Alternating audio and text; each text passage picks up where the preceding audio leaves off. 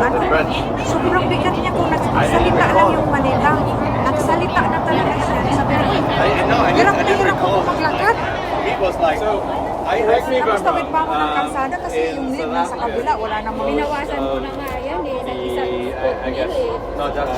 Original people are Dutch. Sabi ko, nagtawagan mo nga siya, sabi mo, sasakay na ako kasi ang init. Very dominant. It's a weird way of vernacular. Simplified Dutch. Tapos, Yeah.